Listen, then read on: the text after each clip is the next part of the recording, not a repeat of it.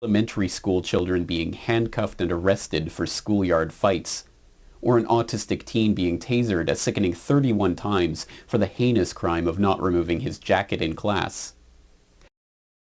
The following is an excerpt from this week's Eye-Opener report. The full report is now available for viewing by subscribers of BoilingFrogsPost.com. This report will be made available to the general public in 3 weeks' time.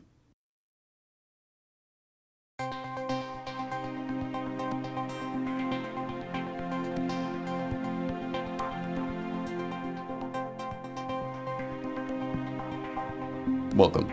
This is James Corbett of the Corbett Report with your Eye-Opener report for BoilingFrogsPost.com.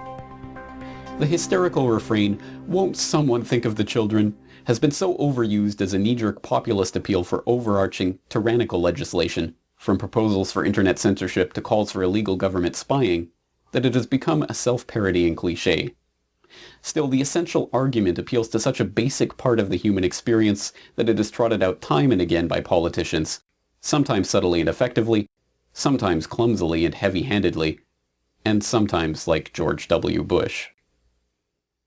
Rarely is the question asked, is our children learning? Teach a child to read, and he or her will be able to pass a literacy test. As yesterday's positive report card shows, children do learn. However the argument is framed, it is always essentially the same. For the sake of the children upon whose shoulders the future of civilization rests, this or that particular program needs to be enforced. Thus it should not come as a surprise that the Council on Foreign Relations, that group of globalist insiders founded by Colonel Edward House in 1921 as a tool for shaping American foreign policy and undermining American sovereignty, took up the question of education in a recent report looking specifically at how U.S. education reform is tied to the question of national security. Yes.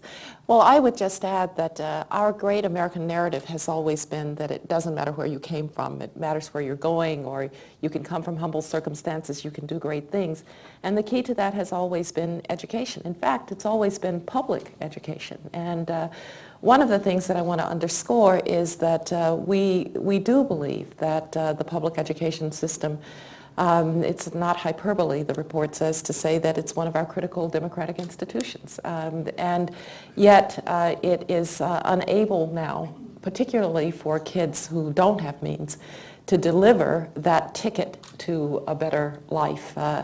I was also provost of Stanford.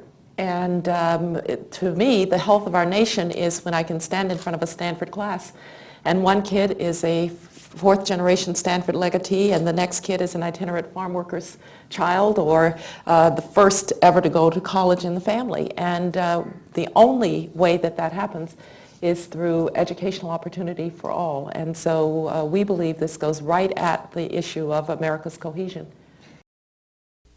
The idea that a sense of national identity is fostered through the education system must be particularly horrifying to an American public that is now subjected to daily reports of elementary school children being handcuffed and arrested for schoolyard fights, or an autistic teen being tasered a sickening 31 times for the heinous crime of not removing his jacket in class. While the oppressive environment of today's schools do provide a window onto the increasingly militarized police state that America is becoming, the idea that the school system could be used as a tool for inculcating a national identity and taming a traditionally independent population is by no means a new one.